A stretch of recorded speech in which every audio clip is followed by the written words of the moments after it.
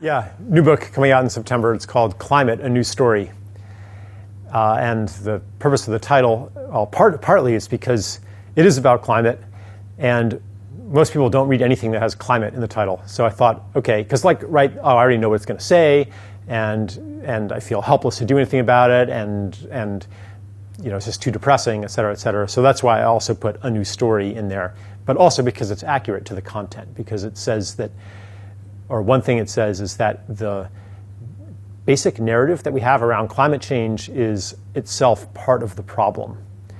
That climate change is a lot bigger than we think it is, that we have put way too much emphasis on fossil fuels and emissions, and not nearly enough emphasis on ecosystems, biodiversity, water, soil, forests, wetlands, and so forth. And the reason for that, the reason we need to put more emphasis on that, is that this planet is alive, not just a complicated machine whose inputs we can monkey with to create a better result, but that it's a living being, and that through what is called development, we are destroying the organs and the tissues of this living being. That's what the forests are, that's what the coral reefs are, that's what the wetlands are, the mangroves, the grasslands. These are organs of a living being, and we degrade those, and then the body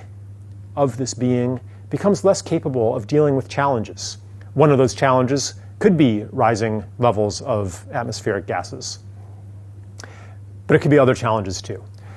And if we keep, so basically my thesis is, and I have a lot of, I cite various science to substantiate it, but my thesis is basically that even if we cut emissions to zero overnight, if we continue to degrade the biosphere, the planet will still die a death of 1 million cuts. And that we might not even face global warming. We could face global cooling. We could face climate derangement, where we have these gyrations and fluctuations of like if your body were unable to maintain its constant temperature anymore, unable to maintain homeostasis because of one organ after another is getting degraded. Like, that's the crisis that we face. So basically then we need to shift toward earth care, toward regeneration, toward conservation, toward healing what has been damaged over hundreds and hundreds of years. Like in New Zealand, most of the rivers are so poisoned you can't even wade in them, like much less swim or drink from them. And that's not because of climate change.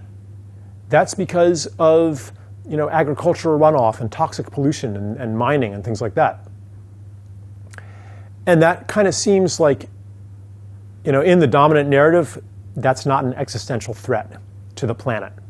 It's like that kind of comes second. First thing is carbon. And then we can, deal with the toxic waste and stuff like that, and the plastics and things like that.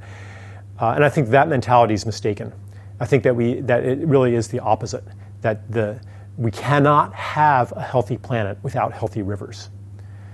So that brings the focus of environmental urgency to a more local level, which also is more tangible, doesn't require trust in the institutions of science that, whose computer models tell us that in 50 years sea levels are going to rise by whatever.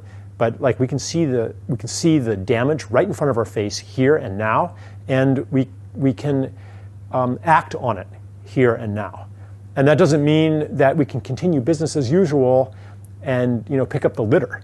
No, this requires a fundamental change to our relationship to this material world. A change toward every single decision takes into account more than just ourselves. Édesvíz, ezotéria, önfejlesztés, életmód.